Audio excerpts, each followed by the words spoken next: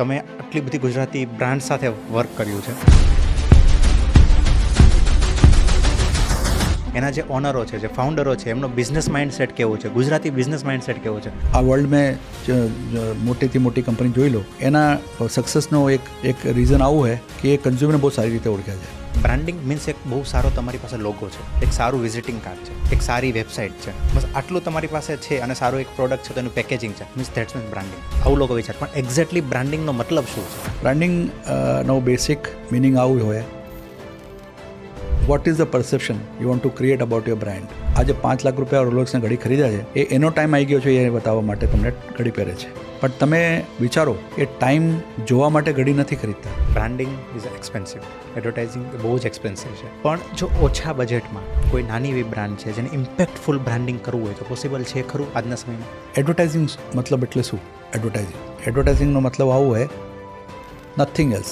એ તો તમે નિગ્લેક્ટ નહીં કરી શકો. તો આમાં મોટા નાના બજેટની વાત ના હોય, પણ આમાં is not the ratio of expense. કેટલા લોકો સુધી તમારે પહોંચવું છે એ બજેટ ધ્યાન ધરને કરે. Not the game of expense, it is the game of कितने लोगों तक आपको पहुंचना है. That is a very important thing in advertising. કે કોઈ પણ બ્રાન્ડ માટે એક્ટરને, એક્ટ્રેસને અને એ બધાને હાયર કરતા હતા, હવે ઓનર પોતે આવી રહ્યા છે કેમેરાની સામે. તો અત્યારના સમયમાં પર્સનલ બ્રાન્ડિંગ કેટલું જરૂરી છે? પોતાનું નામ બનાવવું કેટલું જરૂરી છે? તમે હાઈ રિસ્ક ઝોનમાં છો, કેમ કે તમારે એક વર્ડ ઉપર નીચે હોય, કન્ટ્રોવર્શિયલ હોય, તો તમને સીધું લિંક થાય તમારા પ્રોડક્ટ યા સર્વિસથી. તમારી બ્રાન્ડ છે, તમે વેચો છો, કે આ બ્રાન્ડના ઓનર છે ને આ તો આવું છે. મારે કેવું એક્ઝામ્પલ જોઈએ છે જેમને પર્સનલ બ્રાન્ડિંગ બહુ પ્રોપર રીતે કર્યું છે અને જે વિઝિબલ હોય એવું કોઈ? With due respect and everything, and I'm not going to the controversy, Vijay Mallya was one of the example of creating a very good personal brand. Kingfisher was a brand which was more or less created personal brand through. Gujarati જે entrepreneur છે એમાં અલગ શું છે બીજા કરતા? They believe in emotional things, they believe in empathy. આ કંઈ આર્ટિફિશિયલ માર્કેટિંગ માટે નથી કરતા હતા, એ એના જીન્સમાં છે, એના હેબિટમાં છે કે કોઈ દિવસ ક્રેડિટ ના લે, તે કે મેં કર્યું કોઈ દિવસ ના કે. આ ગુજરાતી એન્ટરપ્રિન્યોરનો બહુ ખાસિયત છે, ક્રેડિટ ના લે. તમને સાંભળ્યા હોય કે આ તમને પૂછશે બીજું શું ચાલે છે, બીજું શું ચાલે છે મીન્સ માર્કેટમાં શું ચાલે છે, તમારું બિઝનેસમાં શું ચાલે છે, એના મિનિંગ આ હોય. આગળ વધીએ પહેલાં ચેનલને સબસ્ક્રાઇબ કરી લો, એટલે અમે તમારા માટે આવા જ ઇન્સાઇટફુલ પોડકાસ્ટ અને વધારે સારામાં સારા ગેસ્ટ લાવી શકીએ. અને આખા પોડકાસ્ટનો ઓડિયો એક્સપિરિયન્સ સ્પોટીફાઈ ઉપર અવેલેબલ છે, જ્યાં તમે અમને ફોલો કરી શકો છો. Enjoy the show.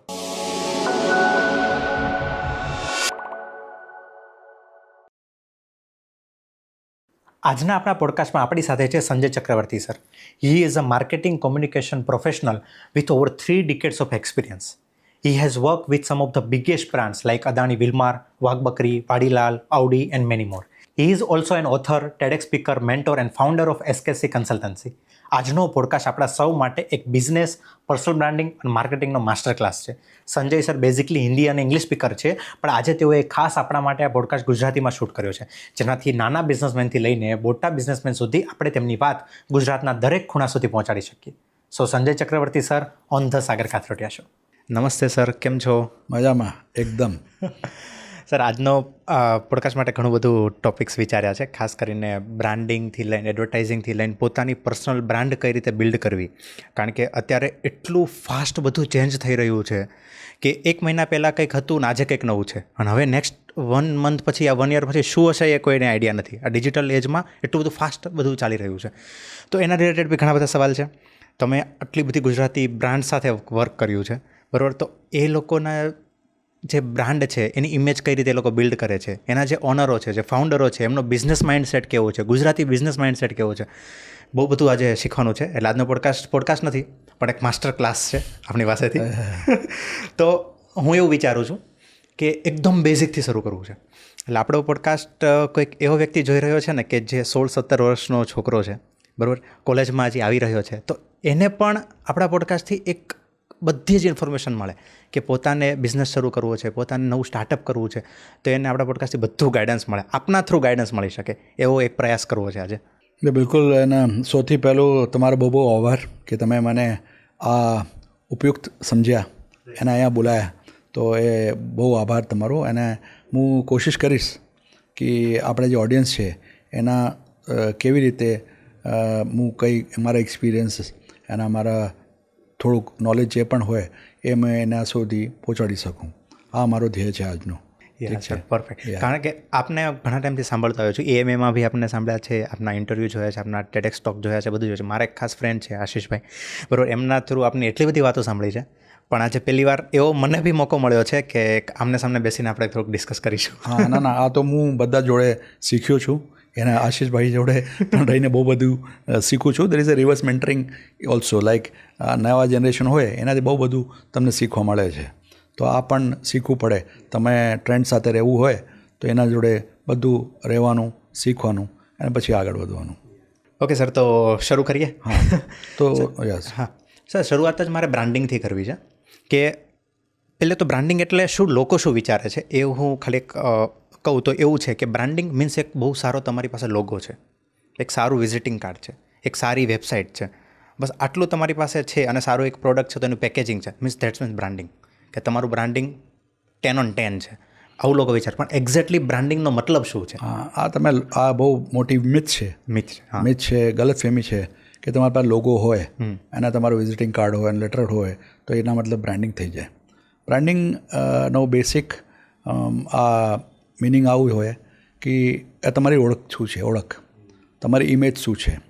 આના માર્કેટિંગ વર્લ્ડમાં આ ઇમેજની ઓળખ સૌથી ઇમ્પોર્ટન્ટ હોય. તમને એક એક્ઝામ્પલ આપું. આજે મારા કહે ને દિલની બહુ નજદીક છે, આ બધી જગ્યામાં એક્ઝામ્પલ આપું છું. લોકોને લાગે કે ભાઈ સર બધી જગ્યા આ એક્ઝામ્પલ આપે છે, પણ આના ઇમ્પોર્ટન્સ આવું છે કે તમે બહુ સારી રીતે સમજી શકો. ઓકે. તમારા સામે 2 બોટલ હોય, એના 2 સેમ બોટલિંગ પ્લાન્ટથી ભરેલો હોય, અને એકમાં લેબલ લખેલા હોય બિસ્લેરીના અને એકમાં કોઈ લેબલ ના હોય, તો તમે કયા લો છો? ઓબ્વિયસલી બિસ્લેરી. અને બિસ્લેરીના કોસ્ટ મૂળ ₹10 અને બીજાનો ₹8. તમે તો પણ બિસ્લેરી લેશો. આ લોકો કે માર્કેટમાં તમે સેલ્સ પ્રમોશન રાખો તો માર્કેટ તૂટી જાય, તો જેમાં લેબલ ના હોય ને હું એમાં તમને એક પાઉચ ફ્રી આપું, તમે કયા લેશો? તો પણ બિસ્લેરી. કારણ કે લોકો, હા, એમાં તો તમે જે બીજામાં લેબલ નહીં એ કેમ નથી લેતા? કારણ કે એમાં લેબલ નથી એટલે એ અનબ્રાન્ડેડ થોડુંક લાગે છે, એવું થાય છે. તમને વિશ્વાસ ના હોય, તમને રિલાયબિલિટી ના હોય, યસ, ક્વોલિટીના અશ્યોરન્સ ના હોય, પીસ ઓફ માઇન્ડ ના હોય. તો પણ મેં તો તમને કીધું કે 2 સેમ બોટલિંગ પ્લાન્ટથી ભરેલું છે, પણ તમે પણ બિસ્લેરી લો છો, તો એના મતલબ શું થયું કે તમે પાણી નથી ખરીદતા, તમે એશ્યોરન્સ ખરીદતા હો, તમે ક્વોલિટી ખરીદો છો, તમે પીસ ઓફ માઇન્ડ ખરીદો, તમે એશ્યોરન્સ ખરીદો છો. પણ લોકો છે ને આ જ કરે છે. એટલા માટે બ્રાન્ડની ઇમ્પોર્ટન્સ વધારે હોય છે. પ્રોડક્ટ પાણી હતી, પણ પાણી પીવાનું હતું તો કોઈ પણ પાણી પીતા તમે, નલના પાણી પણ પી લો તમે. પણ તમે જ્યારે બિસ્લેરીનું પાણી ₹10 લઈને પીઓ છો તો તમને મેન્ટલ પીસ, એશ્યોરન્સ, ક્વોલિટી થાય છે. એ જે મૂળ હોય એ મૂળ તમારું બ્રાન્ડ આ કહેવાય. તમે કયા ઘડી પહેરેલા છો? ટાઇટન. એ તમારા 2000ના હોય, 2500ના હોય. બીજા ભાઈ પહેરે છે 5 લાખનો રોલેક્સ, અને કોઈ ઓમેગા પહેરે છે ₹4 લાખ. પણ એનો બેનિફિટ શું પહેરવાનું? મતલબ તમારે ડિલિવરી શું હોય? ટાઈમ જોવાનો, સમય જ જોવાનો છે. તો સમય જોવાનું હોય તો લાલ દરવાજાનો ₹200 ઘડી પણ ટાઈમ બતાવે છે, અને ₹5 લાખ ઘડી હોય એ પણ ટાઈમ બતાવે છે. પણ તમે વિચારો, એ ટાઈમ જોવા માટે ઘડી નથી ખરીદતા. આજે ₹5 લાખ રોલેક્સની ઘડી ખરીદ્યા છે, એનો ટાઈમ આવી ગયો છે એ બતાવવા માટે તમને ઘડી પહેરે છે, એના સ્ટેટસ સિમ્બલ છે. તો આ કંપની છે ને, બધા કંપનીઓ જે બ્રાન્ડ ઓનર્સ હોય એને ખબર છે કે તમારી આ નીડ છે અને નીડ ઉપર કામ કરે છે. તમે દાખલા એક્ઝામ્પલ આપું, હમણાં આપણે અમદાવાદના હેવમોર નામની કંપની હતી, એ કંઈક 350 કરોડની હતી અને પછી 1000+ કરોડના ઉપર એ વેચાઈ. એને જે કંપની ખરીદી, એ કંપની આઈસ્ક્રીમની કંપની નથી ખરીદી, એ આઈસ્ક્રીમની બ્રાન્ડ ખરીદી. એ હેવમોર્સ એ આઈસ્ક્રીમની કંપની બનાવવો હોય તો 250 કરોડ 300 કરોડમાં બની જાય, પણ હેવમોરની આઈસ્ક્રીમ ના બને. તો આની ઇક્વિટી જે છે, સૌથી મોટી જે વેલ્યુ છે એ બ્રાન્ડની છે.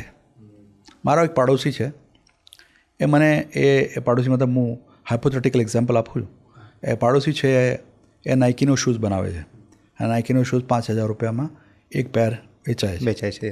તો એક દિવસ મારા પાસે આવે અને મને કહે હું તમારે એ જ શૂઝ આપું પણ નાઇકીના લોગો ના લગાવું, તો મારે કેટલા પૈસા દેવું છે એને? 500 તો ₹4500 છે ને આપો છો તમે આ બ્રાન્ડનું લોગોનો. તો લોગો થાય, લોગો તમારો હોય લેટરેડ, આમાંથી કાંઈ ના. લોગોના તમારા ઇમેજ શું બની છે, તમારી ઓળખ શું છે લોગોની? એટલા ઉપર પૈસા છે. ટાટા સિર્ફ નામ નહીં હે, Tata is trust, right. And જ્યારે તમે ટ્રસ્ટની વાત કરો તો આ એડવર્ટાઇઝિંગમાં ટ્રસ્ટ ના હોય, સિવાય એડવર્ટાઇઝિંગ સિવાય તમે જે કામ કરો એમાં પણ ટ્રસ્ટ દેખાવું જોઈએ. તમે બોલો કે હું તો ક્વોલિટી પાણી છું, પણ ક્વોલિટી પાણી અને ક્વોલિટી કામ કરવું પડે તમારે. It is a 360 degree, internal also અને એક્સટર્નલ ઓલ્સો. મતલબ એક્સટર્નલી તમે વાત કરો છો કે હું ટ્રસ્ટવર્ધી છું, પણ ત્યારે જ તમારે કંપની જોડે હું ઇન્ટરેક્ટ કરું ત્યારે મને રિયલાઇઝ હોય કે તમે ટ્રસ્ટવર્ધી નહીં, તો તમારો બ્રાન્ડ બેકફાયર થઈ જશે. ઠીક છે. તો આ બહુ ઇમ્પોર્ટન્ટ વાત છે કે તમે બ્રાન્ડ ના ઊભી કરો તો તમે કોમોડિટી બની જશો. કોમોડિટી મતલબ કે તમને ડિફરન્સ ખબર જ ના હોય એવી રીતે. તો બ્રાન્ડ બનાવવાના આજની તારીખમાં બહુ ઇમ્પોર્ટન્ટ છે, કેમ કે ત્યારે તમારે કોમ્પિટિશન આવશે, તમારે બધા પ્રોડક્ટ એક જ ભાવમાં વેચાશે, તો ત્યારે બ્રાન્ડ વેચાશે. એના તમારે બિસ્લેરી પાણી હોય, બીજા પાણી હોય અને બધાનો રેટ 10 રૂપિયા હોય તો તમે બિસ્લેરી લેશો. કેમ બીજા 8 રૂપિયા વેચે છે, કેમ 7 રૂપિયા વેચે છે, કેમ બ્રાન્ડ ઊભી ના થઈ હોય. તો brand is the most important thing. અને બ્રાન્ડ જેઓને એમાં બે બહુ ઇમ્પોર્ટન્ટ ચીજો હોય. એક તો તમારો ટેન્જિબલ એટ્રીબ્યુટ. ટેન્જિબલ એટ્રીબ્યુટમાં પાણી હોય, બોટલ હોય, ઢકણી હોય, એના લેબલ હોય, એ બધી tangible. Intangible psychological, that is quality, assurance, peace of mind. Psychological which a consumer perceives. Consumer જે પરસીવ કરે છે, જે ધારણા લે છે, એ બેના કોમ્બિનેશન હોય. અને તમે જીવનમાં વર્લ્ડમાં જેટલી મોટી બ્રાન્ડો હોય એમાં સાયકોલોજીકલ એટ્રીબ્યુટ બહુ મોટી હોય, ટેન્જિબલ એટ્રીબ્યુટ એટલી મોટી ના હોય. ઘડીમાં તમારે ટેકનોલોજી હોય પણ અલ્ટિમેટ બેનિફિટ તો તમારે ટાઈમ બતાવવાનો હોય. એમાં વધારે ડિફરન્સ ના હોય. પણ સાયકોલોજીકલ બેનિફિટ હોય ને કે સ્ટાઇલ હોય, બહુ રેર હોય.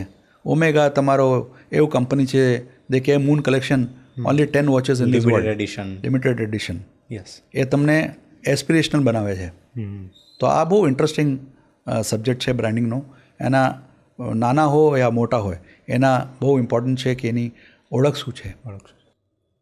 પણ સર, અત્યારના સમયમાં આટલી બધી બ્રાન્ડ્સ છે માર્કેટમાં. આપણે બિસ્લેરીની વાત કરી, પણ બિસ્લેરી સિવાય બી આજે આપણે દુકાનમાં જોવા જઈએ તો દર બીજી દુકાને અલગ પાણીની બોટલની બ્રાન્ડ ઊભી હશે, બરાબર? તો આટલી બધી જે માર્કેટમાં કોમ્પિટિશન છે, એના વચ્ચે આપણો સ્પેસ કઈ રીતે ક્રિએટ કરવો, આપણી બ્રાન્ડ કઈ રીતે ક્રિએટ કરવી, આપણને કેમ ખબર પડે કે આપણા માટે આ રાઇટ પોઝિશન છે, તો એ કઈ રીતે આઈડેન્ટિફાઈ કરવું? પહેલો તો તમે માર્કેટમાં કોઈ પ્રોડક્ટ લઈને આવો છો તો માર્કેટમાં નીડ હોવું જોઈએ.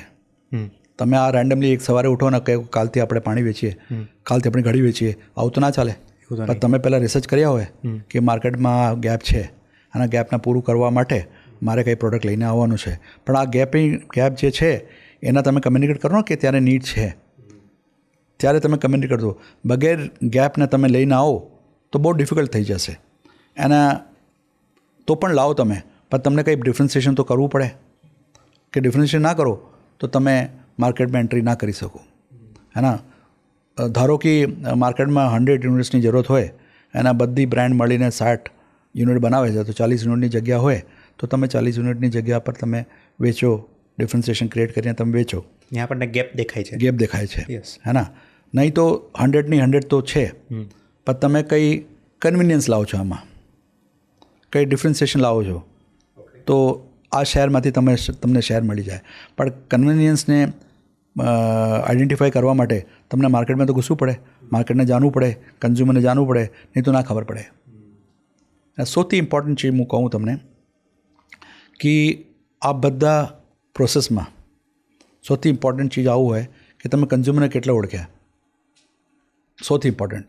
અને તમે આ વર્લ્ડમાં મોટીથી મોટી કંપની જોઈ લો, એના સક્સેસનો એક રીઝન આવું હોય કે એ કન્ઝ્યુમરને બહુ સારી રીતે ઓળખ્યા છે. એ બહુ ઇમ્પોર્ટન્ટ વાત છે. તો તમારે કન્ટિન્યુઅસ રિસર્ચ કરવું પડે. ચાહે કે તમે કીધું કે કસ્ટમર ચેન્જ થાય છે, બધું થાય છે. તમે 1940માં જે માલ બેચતા હતા 90માં, એવી રીતે તમે ના વેચી શકો આજે કન્ઝ્યુમર બદલી ગયા છે. પણ કન્ઝ્યુમર બદલી ગયા છે એને જાણવા માટે કેવી રીતે કરશો તમે? તમારે પોતાને ખબર પડવું પડે ને, તમારી જનરેશન કેવી રીતે વાત કરે છે. તો એના જાણવા બહુ જરૂરી છે.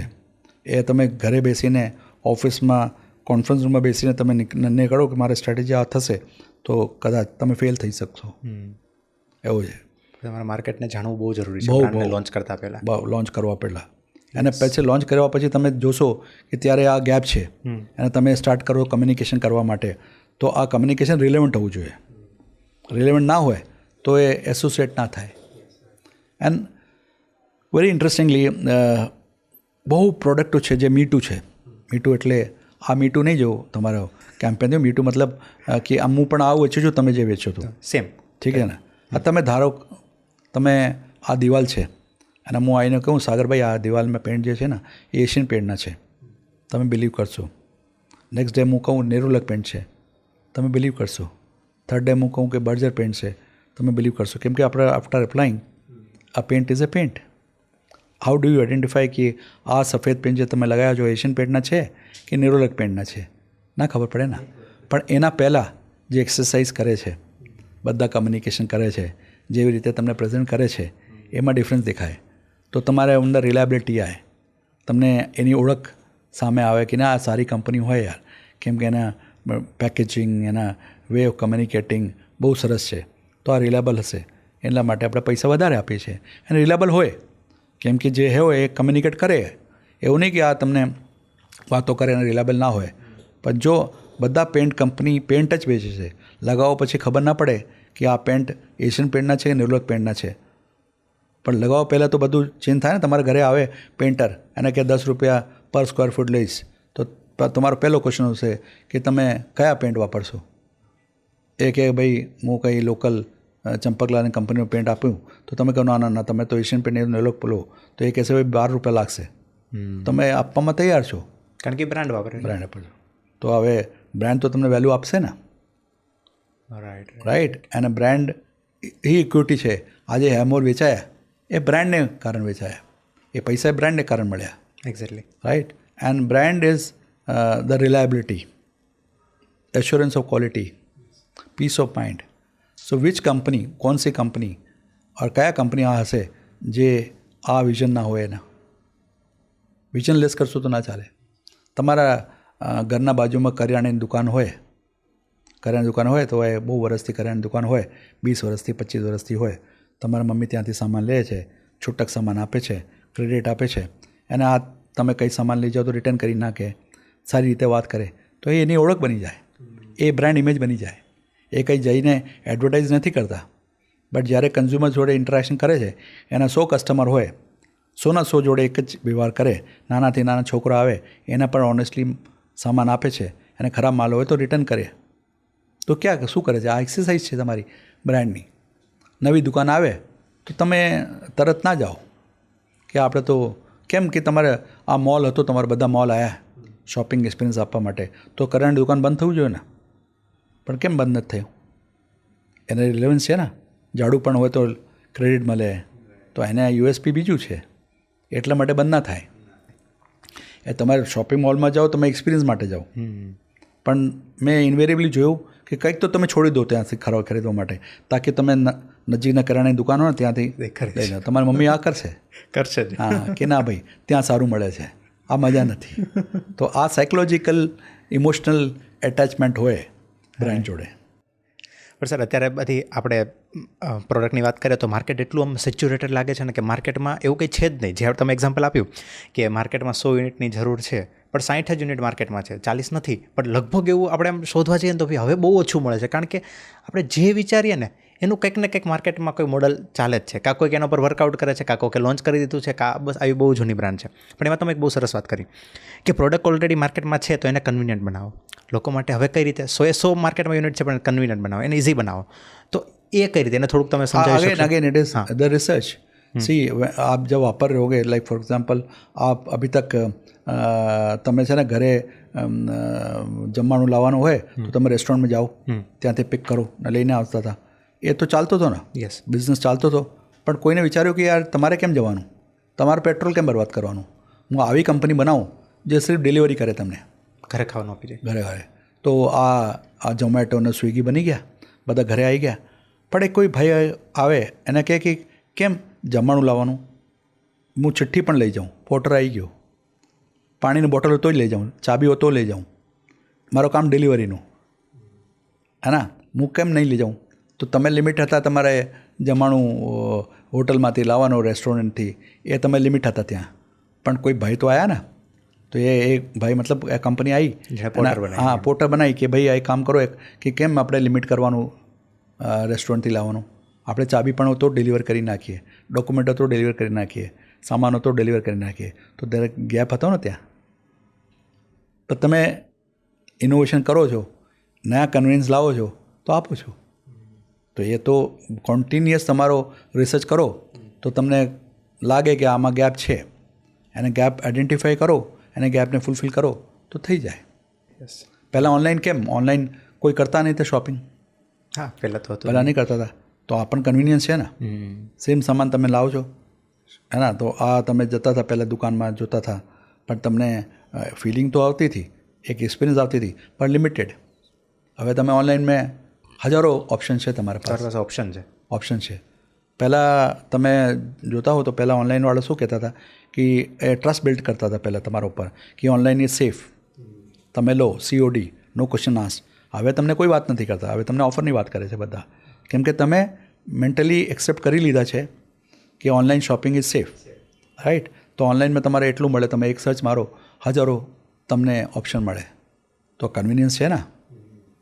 અને તમારા સ્ટોરનો કોસ્ટ ના આવે, તો કન્વિનિયન્સ હોય તો convenience is the USP and you buy that. તો but again the underline is that more and more તમે રિસર્ચ કરો, મોર એન્ડ મોર તમે એના સાથે રહો તો તમને નીડ આવે. સર, જ્યારે બ્રાન્ડિંગની વાત ચાલે, એડવર્ટાઇઝિંગની વાત થાય એટલે સૌથી પહેલો મનમાં થોટ આવે ખર્ચો, કે બ્રાન્ડિંગ ઇઝ એક્સપેન્સિવ, એડવર્ટાઇઝિંગ બહુ જ એક્સપેન્સિવ છે, બરાબર. પણ જો ઓછા બજેટમાં કોઈ નાની એવી બ્રાન્ડ છે જેને ઇમ્પેક્ટફુલ બ્રાન્ડિંગ કરવું હોય તો પોસિબલ છે ખરું આજના સમયમાં? સાગરભાઈ, હું તમને એક બેસિક, આમાં પણ બેસિક વાત કરું. એડવર્ટાઇઝિંગ મતલબ એટલે શું? એડવર્ટાઇઝિંગ લોકો સુધી વાત પહોંચાડવી, આપણી પ્રોડક્ટ વિશે વાત. તો લોકો સુધી તમે વાત કેવી રીતે પહોંચાડશો? Advertising through. અને એડવર્ટાઇઝિંગનો મતલબ આવું હોય કે કમ્યુનિકેશન, નથિંગ એલ્સ. કમ્યુનિકેશન કરવા જરૂરી છે, એ તો તમે નિગ્લેક્ટ નહીં કરી શકો. તમારા માલ છે, પ્રોડક્ટ છે, પણ તમે કમ્યુનિકેટ નહીં કરવાનું તો કેવી રીતે વેચાવશે તમારો માલ? તમને એક દાખલા ખબર જ નહીં પડે કે તમારી પાસે આવી પ્રોડક્ટ છે. હા, તો આમાં મોટા નાના બજેટની વાત ના હોય. તમે જેટલા કમ્યુનિકેટ તો જેટલા માણસ સામે એટલી માલ તમારે વેચાવાની ઓપ્શન રહેગા. ઠીક છે. તમને એક્ઝામ્પલ આપું. આપણે આ સિટીમાં લાલ દરવાજા છે, ત્યાં લોકો છે ને 100 રૂપિયાના શર્ટ વેચે છે ઠેલામાં. તો આ તમે 10 ઠેલા હોય ને એક ભાઈ છે ને ઠેલામાં ઊભો થઈને જોર જોરથી ચિલ્લાવે, શર્ટ લે લો, શર્ટ લે લો, શર્ટ લે લો, गिर गया गिर गया गिर गया गिर गया, देखो भाव गिर गया. ના તમારે 100 રૂપિયાના તમે કસ્ટમર હો શર્ટના, તો સૌથી પહેલાં ક્યાં જોશો તમે? ઓબ્વિયસલી ત્યાં જ. કારણ કે તો એ શું કરે છે? એ એડવર્ટાઇઝ કરે છે ને, કમ્યુનિકેટ કરે છે, એડવર્ટાઇઝ કરે છે. એના બજેટ બહુ લિમિટેડ છે, પૈસા નથી, એના આ છાપામાં નહીં લાવવાનું, કેમ કે એ તો લાલ દરવાજામાં આ કોર્નરમાં વેચે છે. તો એના માટે એ ઊભો થઈને એને ઇમ્પોર્ટન્સ ખબર છે કે હું એડવર્ટાઇઝ ના કરું તો લોકો મારા તરફ એટ્રેક્ટ ના થાય, પહેલાં મારા ત્યાં આવશે, ના ગમે તો બીજી દુકાનમાં જશે. પણ આ ઇમ્પોર્ટન્સ સમજે છે, તો આપણે કેમ નહીં સમજતા? એક્ઝેક્ટલી. તમે તમારો દુનિયાના સૌથી બેસ્ટ પ્રોડક્ટ હોય અને તમે એની કમ્યુનિકેટ ના કરો તો ના ચાલે. હેવિંગ સેડ ધીસ, એક બહુ ઇમ્પોર્ટન્ટ વાત બતાવું. હા, આ જરૂરી નહીં કે તમે ટેલિવિઝનમાં આવો, પ્રિન્ટમાં આવો, પ્રિન્ટ મતલબ ન્યૂઝપેપરમાં આવો, હોર્ડિંગમાં આવો, રેડિયોમાં આવો, એ તમારા બજેટ ઉપર નિર્ભર કરે છે. પણ આમાં તમે આવો ને તો આ એટલા લોકો સુધી પહોંચશો. છાપામાં આવો તો 5.5 લાખ સર્ક્યુલેશન હોય, તો એના રીડરશિપ તમારો 20 લાખ હોય, તો એટલા લોકો સુધી પહોંચી જશો. તો 20 લાખ લોકો સુધી પહોંચવા માટે આ પૈસા વાજિબ છે.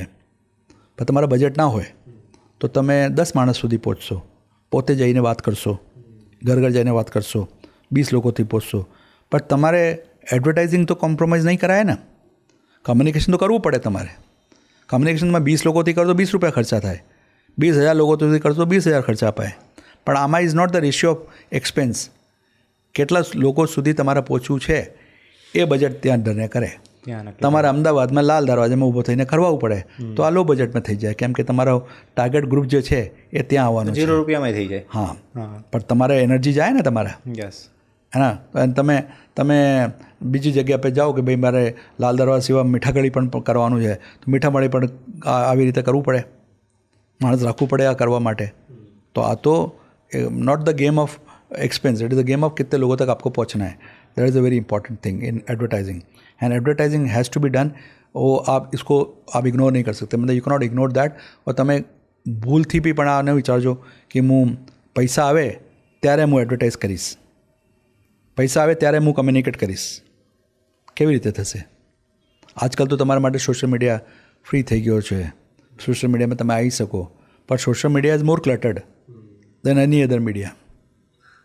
સોશિયલ મીડિયામાં મેરિટ એન્ડ ડિમેરિટ બહુ હોય.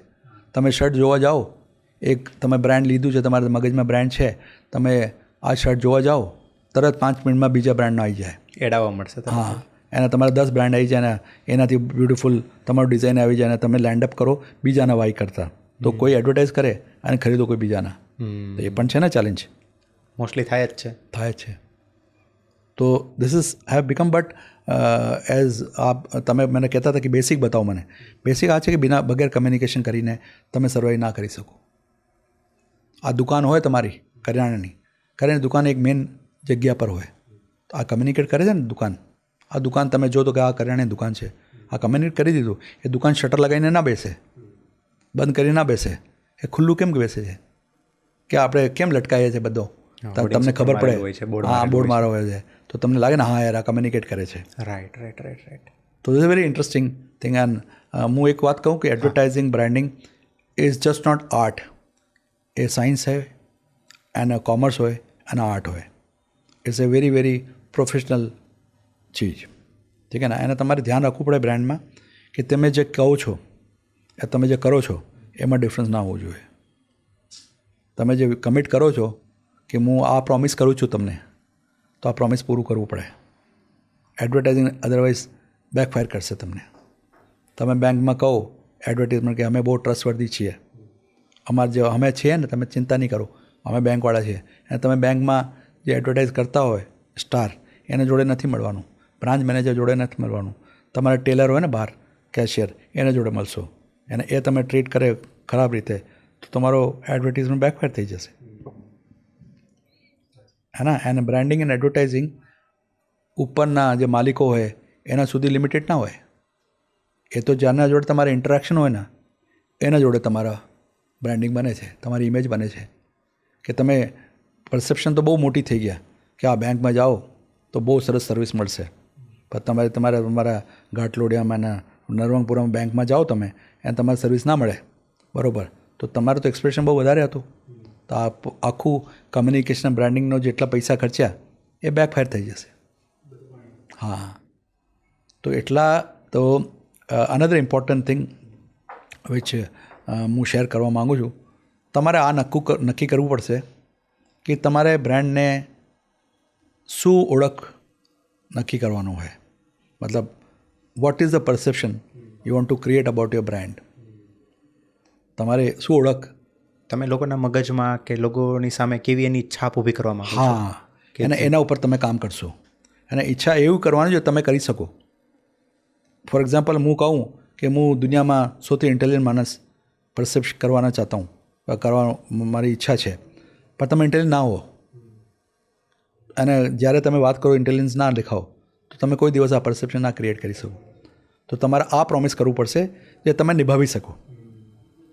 એના ત્યારે તમે આ બ્રાન્ડ જે બધા હોય ને એ વિઝન હોય, એ બહુ મોટી વિઝન હોય કે મારે આ બનવું છે. જ્યારે તમે કહો આ બનવું છે તો એના અંગ્રેજીમાં એક બહુ સારી કહાવત છે કે when the why is clear how becomes easy. અને અમને ખબર છે અમારે આ બનાવવાનું છે, અને તમે ક્રિએટ ના કરો ને પરસેપ્શન તો લોકો તમારા પરસેપ્શન પોતે ક્રિએટ કરશે.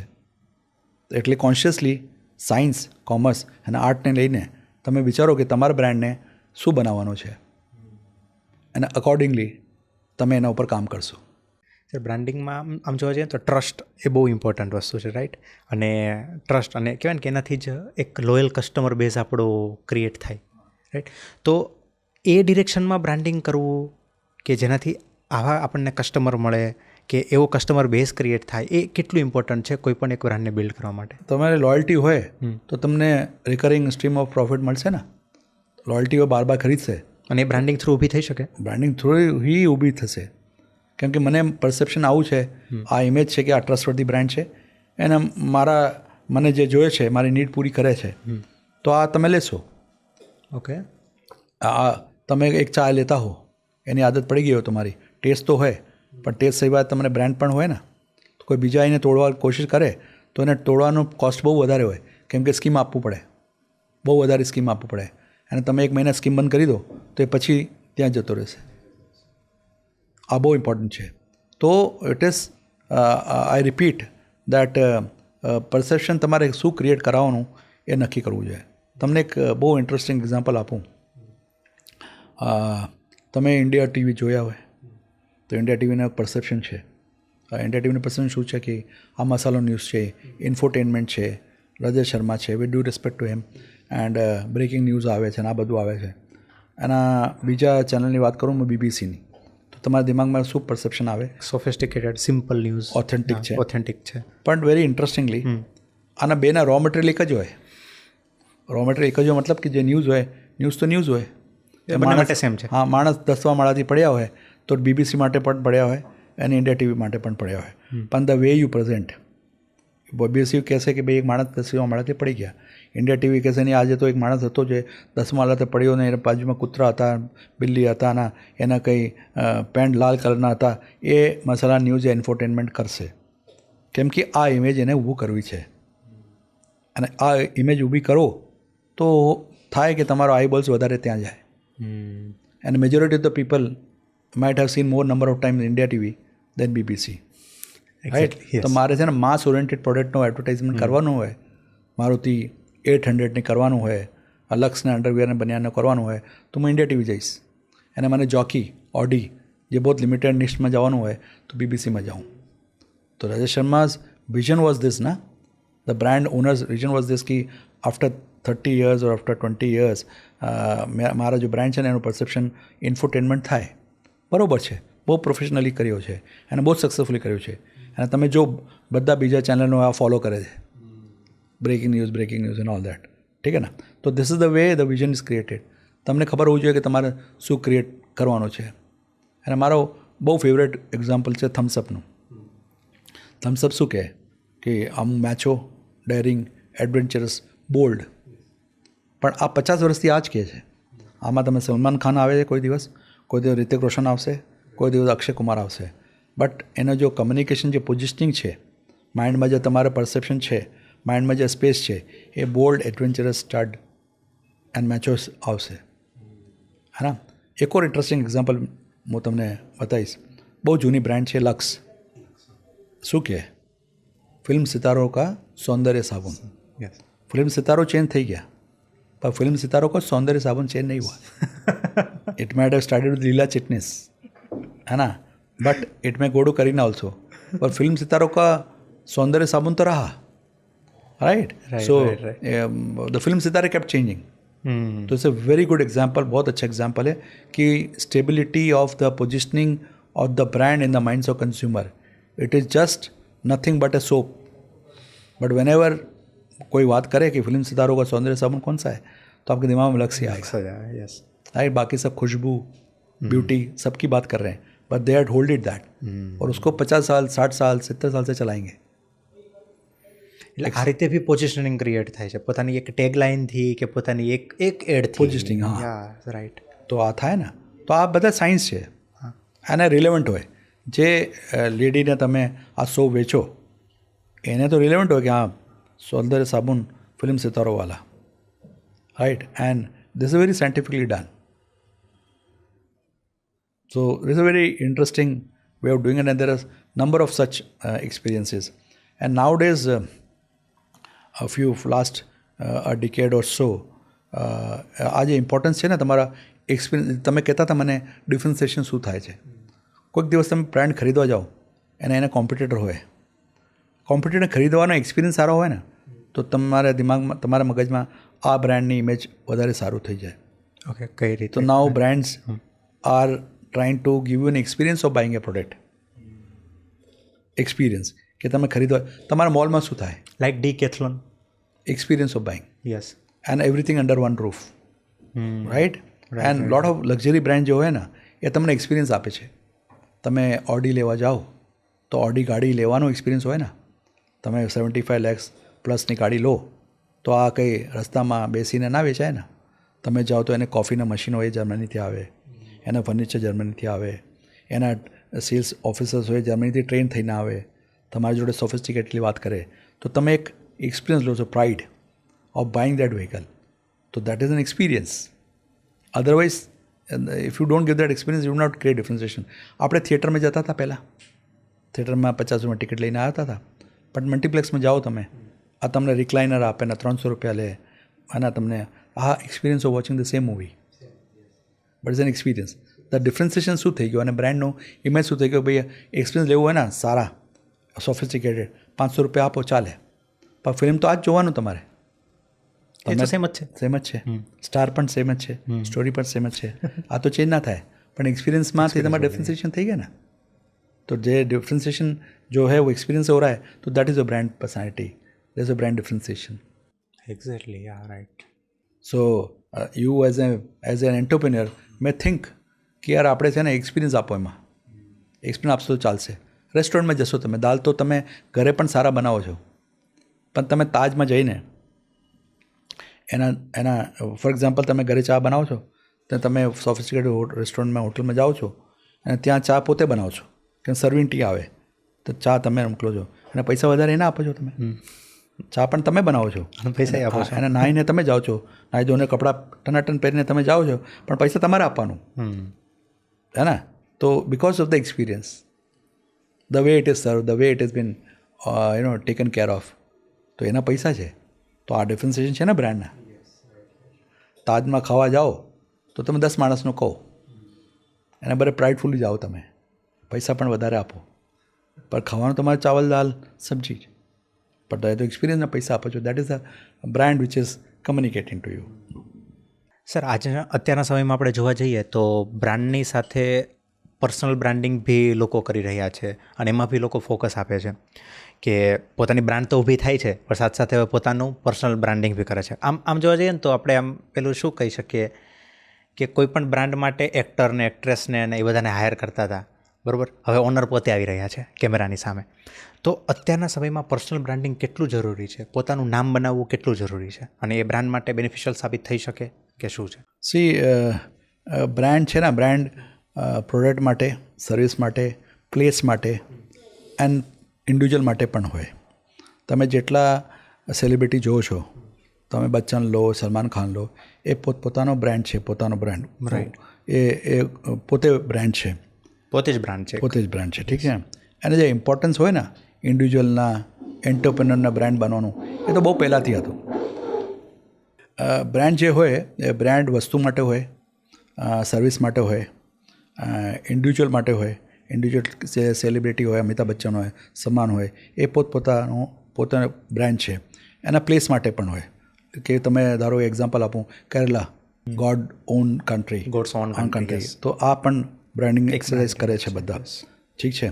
તો આમાં જે ક્વેશ્ચન તમે પૂછ્યા મને કે પર્સનલ બ્રાન્ડનું મહત્ત્વ શું હોય, એ તો પહેલા દિવસથી, પહેલાં મતલબ આ કંઈ નવી વાત નથી. આ તો બહુ જૂના કોન્સેપ્ટ છે કે આ ઓનર હોય એના ઉપર કંપનીનો ઇમેજ ડિપેન્ડ કરે છે. તમે કોઈ પણ એક્ઝામ્પલ લો, જે મોટી કંપની હોય એના ઓનર કેવી રીતે બિહેવ કરે છે, ઓનરનો પરસેપ્શન શું છે, એના ઉપર તમારી કંપનીનું બી પરસેપ્શન બને છે. ટાટા, તમારો જે લીગેસી બ્રાન્ડ છે એ ટાટાનો એડ કરે છે, એના ઓનર હોય, એના ઇમેજ સારી હોય તો આ એડ કરે છે. આ જ રીતે તમે આજકાલ જે તમે બ્રાન્ડ જો છો, it's called CEO as a brand, the owner as a brand. એના હવે ઇઝી થઈ ગયા છે કેમ કે તમે સોશિયલ મીડિયા એક્સેસિબલ છો, બધા સોશિયલ મીડિયામાં આવી શકે, તો એટલા માટે બધા પોતપોતાનો બ્રાન્ડ બનાવવાની ઈચ્છા ધારે છે. પણ આમાં બહુ થિન લાઇન ડેન્જર હોય છે, થિન લાઇન લેસન્સ હોય છે જે તમારે ધ્યાન રાખવું પડે. એટલે કઈ જેવી કે તમને આ ખબર હોવી જોઈએ કે તમે તમારી જે પ્રોડક્ટ છે, આ સર્વિસ છે જે પ્રમોટ કરો છો, અને તમને તમારે પર્સનલ બ્રાન્ડ બનાવો છો, એમાં કંઈ સિનર્જી હોવું જોઈએ. તમે સિનર્જી ના રાખો તો પ્રોબ્લેમ થઈ શકે.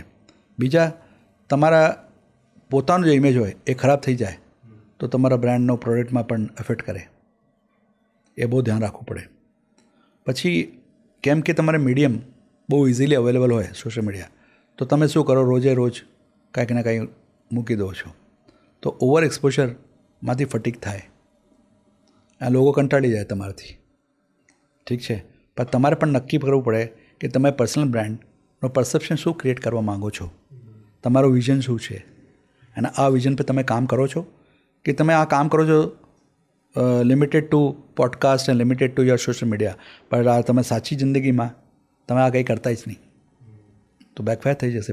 તમે તમારા ધારણા છે ને આ સોશિયલ મીડિયાથી બન્યા છે, અને તમે રિયલ લાઈફમાં ત્યારે જાઓ અને તમે જો અને તમારું બિહેવિયર કંઈ ડિવેટ હોય તો તમારી બ્રાન્ડ સોશિયલ મીડિયામાં જશે, તમારો બ્રાન્ડ જશે, તમારો પ્રોડક્ટ જે બેચો છો એ પણ જશે. તો બહુ રિસ્ક છે. તો આ બહુ સાયન્ટિફિક છે. તમારે આ પરસેપ્શન ક્રિએટ કરવું પડશે જે તમે અચીવ કરી શકશો. કે કેમ કે તમને કોઈ આવીને કહે પોડકાસ્ટર એ તમને કોઈ આજકાલ હોય ને પેપેરેઝીવાળા માણસો હોય એ તમને કહે કે ભાઈ તમે આવી રીતે કરો અને આ ડાન્સ કરતા હો તમે ડાન્સનો વિડીયો નાખો, તમે જમતા હો તો જમવાનો ફોટો નાખો, અને તમે કોઈક દિવસ તમે જ્ઞાનની વાતો કરી દો તો આમાંથી તમારી બ્રાન્ડ ના બને. તમારી બ્રાન્ડ હો શકતા ગડબડા જાય પૂરા કા પૂરા. But you to be very scientifically doing it. મતલબ તમારે જે કરવું પડે એ બહુ સાયન્ટિફિકલી કરવું પડે અને જે વિઝન છે એ પ્રમાણે જ કરવું પડશે. અને તમે હાઈ રિસ્ક ઝોનમાં છો, કેમ કે તમારે એક વર્ડ ઉપર નીચે હોય કન્ટ્રોવર્શિયલ હોય તો તમને સીધું લિંક થાય તમારા પ્રોડક્ટ યા સર્વિસથી, તમારી બ્રાન્ડ જે તમે વેચો છો કે આ બ્રાન્ડના ઓનર છે ને આ તો આવું છે. એક્ઝેક્ટલી, આવું ઘણા સાથે થાય છે, આપણે જોયું છે. હા, તો એ ઘણા એન્ટરપ્રેન્યોર એવું લાગે કે હું વધારે આવું તો વધારે માણસ ઓળખશે મને અને મારો સેલિબ્રિટી બની જઈશ. પણ તમે જ્યારે સેલિબ્રિટી બનશો હાઈ રિસ્ક ઝોનમાં આવશો કે તમે ગલતી કરશો કોઈ માફ ના કરે તમને, અને તમને તો માફ ના કરે individual as a personal brand, પણ તમારો પ્રોડક્ટ પણ જશે. આ બહુ ઇમ્પોર્ટન્ટ હોય. અને કોઈ કેટેગરી આવું હોય જેમાં તમારે પર્સનલ બ્રાન્ડ બનાવવાનો બહુ જરૂરત હોય. એ લીકર બ્રાન્ડ હોય, આપણે દેશમાં લીકરના એલાઉડ નથી એડવર્ટિઝમેન્ટ. તો તમે શું કરો, તમે પોતે ઓનર છો તો તમે આવી રીતનો પરસેપ્શન ક્રિએટ કરો, આવી રીતના પર્સનાલિટી ક્રિએટ કરો તો તમારી બ્રાન્ડ સાથે એસોસિએટ થઈ જાય. કેમ કે તમને અલાઉડ નથી, પણ તમે એન્ટરપ્રેન્યોર છો.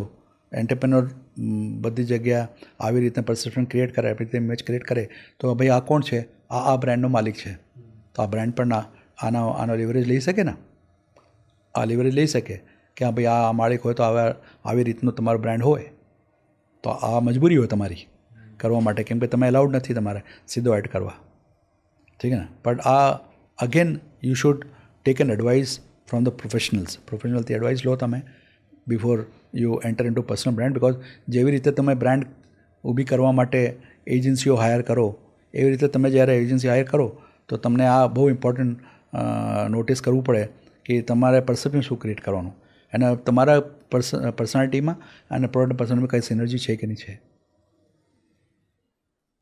દેન આ તમને બેનિફિટ થશે, એ તો પ્રોબ્લેમ થઈ જશે. બિકોઝ તમારા પાસે સોશિયલ મીડિયા ફ્રી છે. આનો આ મતલબ નહીં કે તમે રોજે વિડીયો લઈને આવી જાઓ, ઠીક છે ને. અને તમે તો પ્રોડક્શનવાળા માણસ છો સાગર, તમને ખબર છે ક્વોલિટી ઓફ પ્રોડક્શન સારા ના હોય. તમે આપણે જે ચર્ચા કરી છે લાલ દરવાજાને બેસીને કેમ નથી કરતા, કેમ કરો છો અહીંયા સ્ટુડિયોમાં, કેમ તમે એક પરસેપ્શન ક્રિએટ કરો છો ને લુક એન્ડ ફીલના. એવી રીતે જ્યારે એન્ટરપ્રેન્યોર ઇન્ટરવ્યૂ આપે યા કોઈ સ્ટેટમેન્ટ આપે તો આનો પ્રોડક્શન વેલ્યુ સરસ ના હોય તો તમને કોઈ ના જોવે, એ બેકફાયર કરે, પછી ડેટોરેટ થાય તમારો ઇમેજ. આ બધી કોણ બતાવશે તમને? અને લોકો બહુ ઇન્ટેલિજન્ટ છે. તમે બ્રાન્ડ બતાવો ને, તમે આજકાલ બહુ ફની રીલ્સ આવે છે કે તમે એરપોર્ટમાં જાઓ અને તમે કહો અરે તમને અહીંયા કેવી રીતે ખબર પડી કે હું આવું છું. આ લોકોને ખબર પડે, લોકોને બધું ખબર પડે કે કઈ રીતે અહીંયા છે. બહુ ઇન્ટેલિજન્ટ છે બધા. અને તો you can fool them once but not always, right. And તમારે જે પોતાનું બ્રાન્ડ હોય તો તમારે કંઈ સોલિડ પ્લિન્થ ઉપર, સોલિડ નીવ કે ઉપર ખડી હોની चाहिए, then it will work. So that's very interesting aspect of creating a brand. Yeah. Sir, તમે અત્યાર સુધી ઘણા બધા લોકોને મળ્યા હશો અને ઘણા બધા લોકોને જોયા છે. એમાંથી મારે કેવું એક્ઝામ્પલ જોઈએ છે કે જેમણે પર્સનલ બ્રાન્ડિંગ બહુ પ્રોપર રીતે કર્યું છે અને જે વિઝિબલ હોય એવું કોઈ? With due respect and everything, and I'm not going to the controversy, Vijay Mallya was one of the example of creating a very good personal brand. Kingfisher was a brand which was more or less created personal brand through. વિજય માલ્યાને તમે વિચારો, perception, એની બ્રાન્ડને વિચારો, એમાં બહુ synergy છે, right. એ પોતાનો ફ્લેમ્બોયન્ટ બનાવ્યા, હે એ party throw કરતા હતા સેલિબ્રિટી સાથે એન્ડ ઇન્ફ્લુએન્સર સાથે, કેલેન્ડર બનાવતા હતા, બરાબર હતા. અને આ પોતે ના ચાહતે હુએ બી he is to be flamboyant, because એ એલાઉડ નથી ને તમારે બ્રાન્ડ, તમારે પ્રોડક્ટ જે છે એ એડવર્ટિઝમેન્ટમાં એલાઉડ નથી. લીકર બ્રાન્ડ ના ઓલા હોય, પણ તમારે કંઈક તો પર્સનાલિટી ક્રિએટ કરવું પડે. તો એ બે એના પ્રોડક્ટને આ પોતે બહુ ક્લોઝલી કનેક્ટેડ હતા. હા સાચે, કારણ કે કિંગફિશર આપણે વિચારીએ કે સાંભળીએ એટલે લીકર પછી માઇન્ડમાં આવે છે, પહેલાં વિજય માલ્યા આવે, સેમ વાઇસ વર્સા, વિજય માલ્યાનું વિચારે તો કિંગફિશર આવે, એટલે એ બંને whatever reason, controversies, been code of whatever, I am not entering to that, હું એમાં ના ઘૂસવાનું માગું છું, પણ તમે એક્ઝામ્પલ લો, રાઈટ, તો એ તો કર્યું હતું બહુ સિરિયસ કામ, ઠીક છે ને. એના બીજા એક્ઝામ્પલ મેં આપું તમને, જે બધા એસ્ટાબ્લિશ સેલિબ્રિટી હોય એ હવે પોતપોતાનો બ્રાન્ડ લાવે છે. Like majority of the film star એ પોતપોતાનો ગાર્મેન્ટ એપેરલ બ્રાન્ડ લાવે છે. અપેરલ બ્રાન્ડ યસ શરૂ કરે છે, રાઈટ. યા તો કેમ લાવે છે? એ એટલા માટે લાવે છે કે ભાઈ મારા તો એક ઇક્વિટી છે, આ ઇક્વિટીને બીજા પ્રોડક્ટમાં નાખું, એના પૈસા મળે, ઠીક છે. તો એના પૈસા, ભાઈ આજે એપેરેલનો બ્રાન્ડ હોય ને મને ખબર પડે આ સચિન તેંડુલકરનો બ્રાન્ડ છે, આ વિરાટ કોહલીનો બ્રાન્ડ છે, તો હું $200 વધારે આપું, ટ્રસ્ટ પેદા થાય. ટ્રસ્ટ કેવી રીતે પેદા થાય? કેમ કે આ કનેક્ટેડ છે સેલિબ્રિટી જોડે, અને પોતે બી એક, હા. અને હું તૈયાર કરું એક બ્રાન્ડ ફેબ્રિકના યા એપેરેલના, એ બહુ ટાઈમ લાગે ને મને ક્રિએટ કરતાં કરતાં, એટલા પૈસા લાગે ક્રિએટ કરતાં કરતાં આ ઇમેજ. પણ તમે સેલિબ્રિટી લાવે તો તમે આ વિરાટ કોહલીનો છે બ્રાન્ડ, રિતિક રોશનનો છે, શાહિદ કપૂરના છે, તો તમે તરત કન્સિડર કરો ને એને.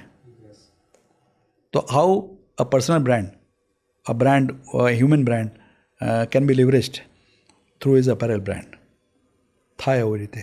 તો આ તો તમે તમારે એકવાર ઇક્વિટી બની જાય પછી તમે કયા પ્રોડક્ટમાં નાખો છો એ તમારા પર ડિપેન્ડ કરે, પણ એના પર્સનાલિટી તમારે જેવું થવું જોઈએ, મેચ થવી જોઈએ, મેચ થયું છે. તો આ બહુ ઇન્ટરેસ્ટિંગ છે. જો તમારે એક સ્ટ્રોંગ ટાટાના એક્ઝામ્પલ આપું તમને. ટાટા સ્ટ્રોંગ બ્રાન્ડ છે for trust. Now trust can be for tea brand, trust can be for car, trust can be for software. બહુ generic trust is a positioning which they have taken, so they can use it anywhere. હા, તો હું ટાટાની વાત કરતો હતો. Please તો ટાટાનો વાત કરતો, ટાટા છે ને એને પોઝિશનિંગ બહુ સ્ટ્રોંગ છે, ટ્રસ્ટ ઉપર પોઝિશનિંગ કરે છે. કારણ કે ટાટા મીન્સ ટ્રસ્ટ, આ બધા Right. આ જ બધાનો વિચાર છે. અને ટ્રસ્ટ જ્યારે કહે છે એના પ્રોડક્ટમાં ટ્રસ્ટ હોય, એને કંપનીમાં ટ્રસ્ટ હોય. તમારે કોઈ જોડે તમે ડીલ કરો તો આ બહુ મોટી પ્રોમિસ છે જે ટાટા રાખે છે તમારી સામે કે હું ટ્રસ્ટવર્ધી છું, પણ તમે જ્યારે મારા જોડે ડીલ કરો તો ટ્રસ્ટવર્ધી ડીલ થશે તમારી જોડે. તો હવે ટ્રસ્ટમાં ઊભો રહે તો ટ્રસ્ટમાં તો તમારો ચા પત્તી પણ થઈ શકે, કાર પણ થઈ શકે, સોફ્ટવેર પણ થઈ શકે, टेलीकॉम પણ થઈ શકે, anything you take, trust is a common thing which they are doing. तो वो क्या होता है कि जो लिवरेज ब्रांड को लेते हैं they can leverage it to anything.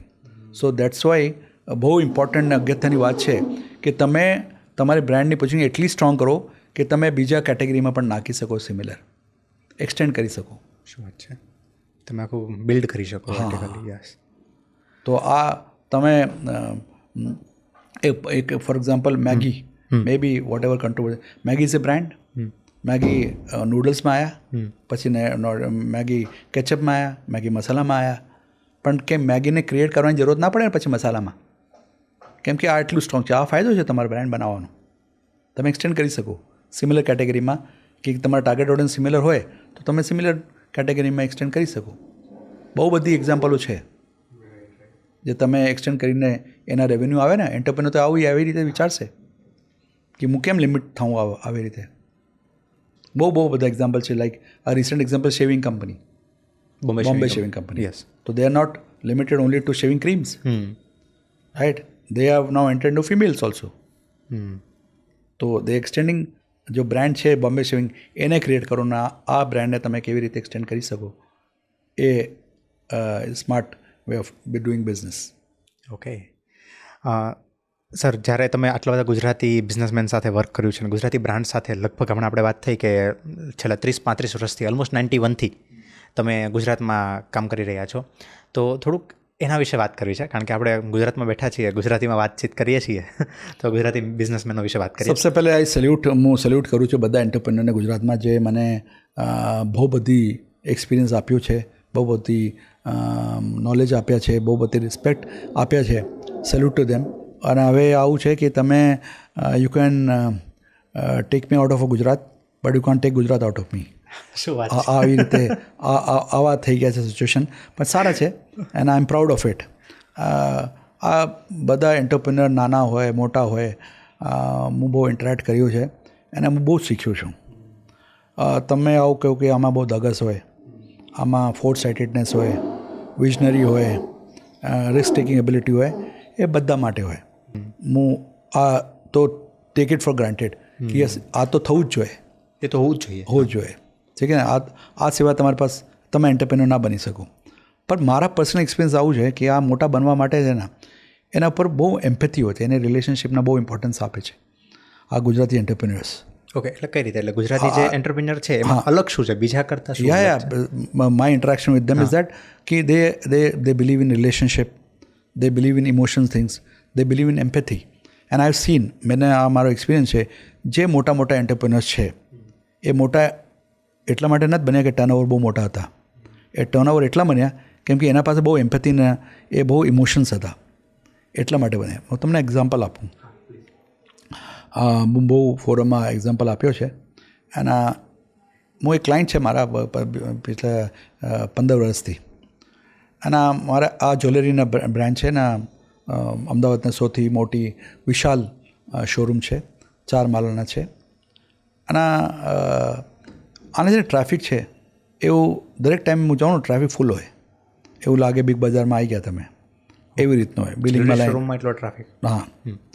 અને મેં દરેક ટાઈમ વિચારું છું કે સોનાના દામ તો એક જ હોય બધી અમદાવાદમાં, એના મજૂરી મોરલેસ સેમ હોય, 300 થી 400, 400, 500, 1000 હોય.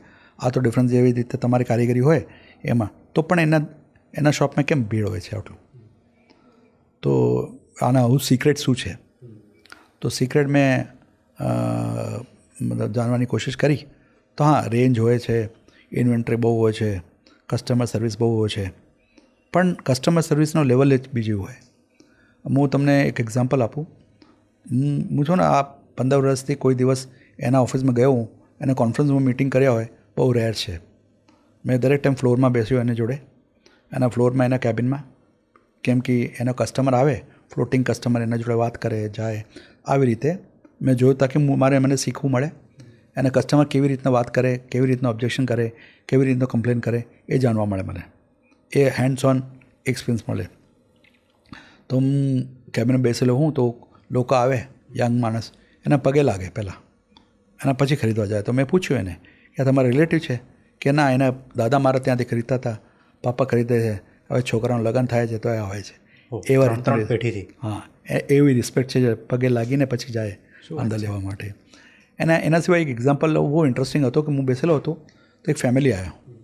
એ ફેમિલી મિડલ ક્લાસ ફેમિલી હતા, 2-3 લેડીઝ હતા અને એક યંગ લેડી હતા. તો આવ્યા અને એક જ્વેલરી સેટ લઈને આવ્યા. અને એના આવવાનું રીઝન આવું હતું કે આ જ્વેલરી સેટ રિટર્ન કરવાનું છે. તો જ્યારે આવ્યા તો એને જે ઓનર હતો એ એને બેસાડ્યો, એને કે બેસો તમે, ચા પાણી કંઈ પીશો. શું થઈ ગયું, કેમ રિટર્ન કરો છો? કે અમારા જે દીકરી છે એના લગ્ન એન્ગેજમેન્ટ થવાનો હતો, પણ એન્ગેજમેન્ટ તૂટી ગઈ. ઠીક છે, તો એન્ગેજમેન્ટ તૂટી ગઈ તો આ બહુ ગુડ ન્યૂઝ નથી થતો. તો એ કીધું કંઈ વાંધો નહીં, બેસો તમે, અને આ તો થાય જીવનમાં, આ સમજાયું. પછી કીધું તમારે બિલ છે તમારા પાસે? અને ટિપિકલ જે જ્વેલર હોય ને એ શું કરશે, આ દિવસનો રેટ કાઢશે, એ તમારો એ સિસ્ટમ કરશે.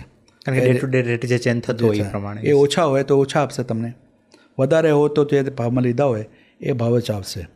એને તમારે મજૂરી કાપશે, અને કાપીને જે પૈસા બચે એ તમને આપશે. પણ આ જે હતો ને ઓનર, એને પૂછ્યું કે તમારા પાસે બિલ છે? તો ક્યાં બિલ છે? કેટલાનો છે ભાઈ? 11 લાખ 12 લાખનો હતો. કે તમને ટ્રાન્સફર કરું બેંકમાં કે ચેક આપી દઉં? તો કે ટ્રાન્સફર કરી દો, સારું. આખું પૈસા એ ટ્રાન્સફર કરી નાખ્યું. જે બિલ હતું એ પ્રમાણે as it is. Bill as it is. તો આ બધા કસ્ટમર તો ખુશ થઈ જાય. પણ આ કસ્ટમર કેરનો લિમિટ ત્યાં નથી ખતમ થયું. એ શું કીધું ખબર છે, જે મને સરપ્રાઇઝિંગ અને બહુ ઇન્ટરેસ્ટિંગ લાગ્યું. એને કીધું કે આ જ્વેલરી છે ને હું ના વેચું, હું આ સ્ટોકમાં રાખીશ 2 વર્ષ સુધી. આ તમારો જ્વેલરી છે જે મારા પાસે છે. બીજી વાર તમારા એન્ગેજમેન્ટ તો થશે ને, ત્યારે તમે અહીંયાથી લઈ જજો. કેમ કે જ્યારે તમે ખરીદ્યા 3 કલાક તમે શોરૂમમાં હતા, 3 કલાક જ્યારે ખરીદતા હતા, તમારે આમાં બહુ ઇમોશન ઇન્વોલ્વ હતા, બહુ લાગણી હતા. એ તમારાથી દૂર જાય ને તો તમે બહુ દુઃખ થાય. તો હું ના વેચીશ, હું એને ના વેચું, હું મારા સ્ટોકમાં રાખીશ. તમારે જ્યારે બીજી વાર એન્ગેજમેન્ટ થાય, આ તમારો માલ છે, તમે આવીને લઈ જજો, એને આપણે વ્યવસ્થિત તમને આપી દઈશ. હવે તમે વિચારો, આ તમારે ગુજરાતમાં મેં જોયું, Gujarati entrepreneur can take that risk. That is the risk taking capability, inventory को रखने का कैपेसिटी. કારણ કે 2 વર્ષ એમણે કીધું 2 વર્ષ હું રાખીશ, અને એ 11-12 લાખની વસ્તુ હતી. હવે તમે વિચારો, ઇટ ઇઝ ધ રીઝન કે ટ્રાફિક કેમ આવે છે. હવે આ તો આવશે ફેમિલી, પણ 10 બીજા ફેમિલી લઈને આવશે. એના મોર ઇમ્પોર્ટન્ટલી હું તમને એક વાત બતાવું, આ કંઈ આર્ટિફિશિયલ માર્કેટિંગ માટે નથી કરતા હતા. એ એના જીન્સમાં છે, એના હેબિટમાં છે, એન્ડ દરેક ટાઈમે. एंड ही गेट डिस्टर्ब्ड अगर कस्टमर डिससेटिस्फाइड कभी दुकान में से गया, द बिगेस्ट थिंग જે એની દુકાનમાં થાય કોઈ દિવસ. અને નામ પણ કહી દઉં હું, એબી જ્વેલ્સ છે. એબી જ્વેલ્સ એના મનોજભાઈ મારા ઘનિષ્ઠ મિત્ર પણ છે, પણ ક્લાયન્ટ પણ છે. પણ હેડ્સ ઓફ, મેં બહુ શીખ્યું.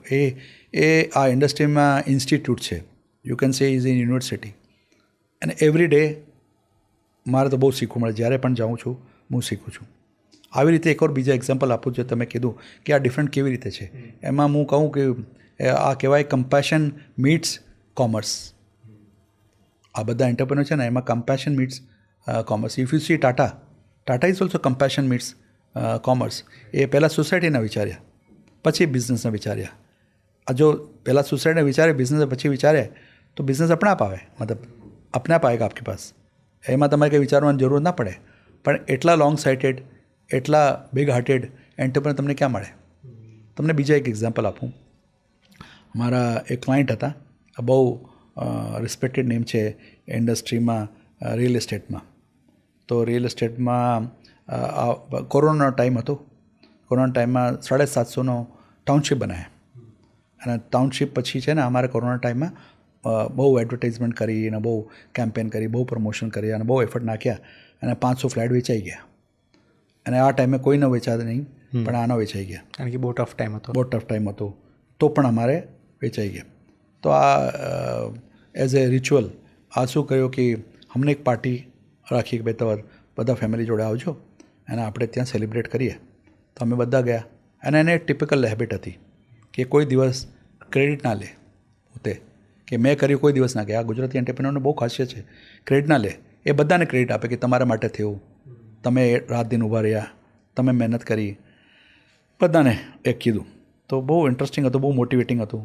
જ્યારે હું નીકળતો હતો તો મને કીધું કે હવે 250 ફ્લેટ બાકી છે, તો તમે આપણે 15 દિવસ પછી મળીએ, એને કેમ્પેન ક્રિએટ કરીએ, એને કેમ્પેન મળીએ આપણે, પછી કેમ્પેન લોન્ચ કરીએ. તો હું ગયો ઘરે કે 500 વેચાઈને કે એઝ અ વિક્ટોરિયસ થિંગ. અને પછી અમે ઓફિસમાં બેસી અને અમે 15 દિવસ પછી કેમ્પેન લઈને એના પાસે પ્રેઝન્ટેશન કરવા ગયા. તો જ્યારે પ્રેઝન્ટેશન કરવા ગયા ત્યાં, તો ઓબ્વિયસલી એક માર્કેટિંગવાળા એક કેમ્પેન તો એવું લાવશે જેમાં કહેશે કે ભાઈ તમે સૌથી સક્સેસફુલ ટાઉનશીપમાં ભાગીદાર બનો, તમે આવી જગ્યા પર મકાન ખરીદો જ્યાં એટલા ફેમિલીને અમે બસાવી નાખ્યા, 500 ફેમિલીને બસાવી નાખ્યા, તો તમે આના પાર્ટ કરો. તો મેં આ પ્રેઝન્ટ કરતો હતો. આના જે ઓનર હતો ને, એ પોઝ લીધું, એક્સપ્રેશન હતો જ નહીં. તો મેં ટિપિકલી એને તો હું ઓળખું છું કે એક્સપ્રેસ કરે, પણ એક્સપ્રેસ કર્યું નહીં. મેં પૂછ્યું કે શું થઈ ગયું, કંઈ ગલતી થઈ મારાથી? તો બોલતા નહીં, હવે માર્કેટિંગમાં નંબર આપવું હોય ને તો તમને 100માંથી 100 આપું, પણ આ કેમ્પેન મારા અસૂલના ખિલાફ છે. તો જ્યારે આ કીધું અસૂલના ખિલાફ છે, તો હું તો બહુ ક્યુરિયસ થઈ ગયો. તો મેં કીધું યાર આમાં શું ગલતી કરી? કંઈ ભૂલ થઈ ગઈ? બોલ્યા નહીં, કંઈ ભૂલી ગયા હોય. મેં કીધું સર તમે કહો ને આમાં શું ભૂલ થઈ? અને આમાં અસૂલની વાત ક્યાં થઈ? બોલે જો સંજયભાઈ, કોરોના ટાઈમે છે ને આપણે 500 વેચાયા, પણ બાજુવાળાને 10 નહીં વેચાયા, 10 ફ્લેટ તક નહીં વેચાયા. બહુ મહેનત કરી. આ તો એવી વાત થઈ ગઈ જે હું 5 સ્ટારમાં ખાઉં છું અને મારા બાજુવાળો ને રોટલી ના મળે. આ કમ્યુનિટીમાં રહીએ છીએ આપણે, કમ્યુનિટીમાં આ વિચારવું પડે. એને કહેતે આ હું વાત નથી કરતો, હું આ છે ને હું પ્રેક્ટિસ કરું છું. મને કોઈ ફ્રેન્ડ બોલાવે જે આવું સંપન્ન ના હોય, જેવી રીતે હું સંપન્ન છું, એને મને હોટલમાં બોલાવે તો હું મારા ફેમિલીને કહી દઉં છું કે ત્યાં તમારે ઓર્ડર નહીં કરવાનું, ઓર્ડર એને કરવા દેજો. કેમ કે તમે ઓર્ડર કરશો તો તમે કાજુ ખોયા આ બધું કરશો જે કદાચ જે હોસ્ટ છે એ અફોર્ડ ના કરી શકે, તો એમાં હ્યુમ્યુલેટિંગ લાગે. એને એ કહી ના શકે પણ એમ બહુ હ્યુમ્યુલેટિંગ લાગે. તો એને કરવા દો. તમારે ખાવું હોય તો મને નેક્સ્ટ દિન લઈ જાઉં, પણ આ દિવસે નહીં કરો. એના સમયે હું પૈસા નાખું તો પણ હ્યુમ્યુલેટિંગ લાગે. તો એવી રીતે આપણે કોઈ ફ્લેટને એવું એડવર્ટાઇઝમેન્ટ નહીં કરવાનું કે અમે બહુ સક્સેસફુલ છીએ અને તમે લઈ લો, આવી રીતે નહીં કરે. એટલા માટે એને બધું વેચાઈ જાય છે, એટલા માટે એને રિસ્પેક્ટ છે. કોમ્પિટિટરનું બી વિચારે છે કે એનું બી ખરાબ ના થાય, તો એને કોઈ કમી ના આવે. એ મોટા બની ગયા છે, મોટા છે અને મોટા ટર્નઓવર આવશે. તો આ મેં બહુ શીખ્યું કે આ કંઈક તો છે એમાં. થિંકિંગ જ અલગ છે. હા, થિંકિંગ અલગ છે.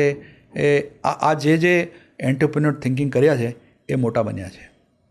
આમાં એવું નહીં કે બધા આવું હે, પણ majority of them however I met અને મેં ઇન્ટરેક્ટ કર્યું એમાં નોટિસ કર્યું.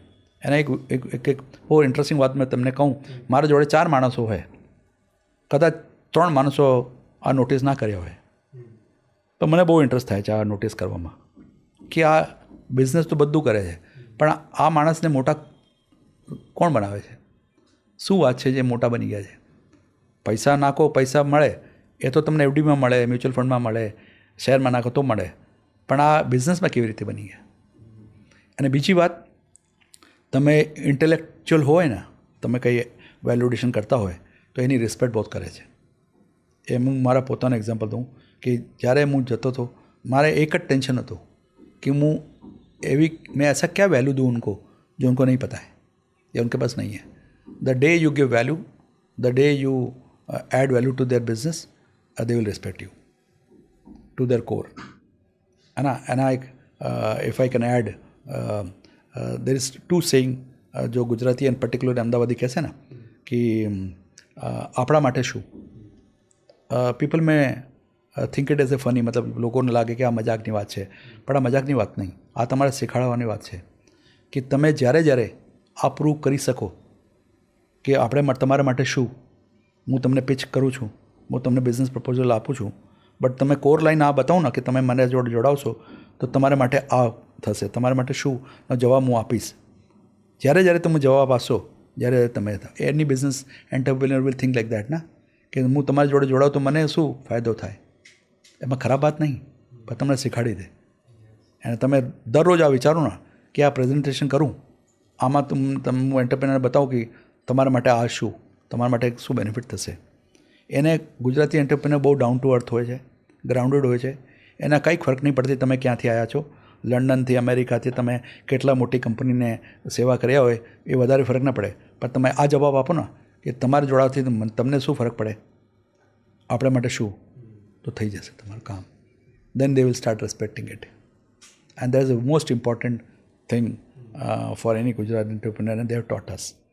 બાકી તમને સાંભળશે પણ તમારે થોડે જોડાવશે નહીં. And there is nothing bad, it's very interesting.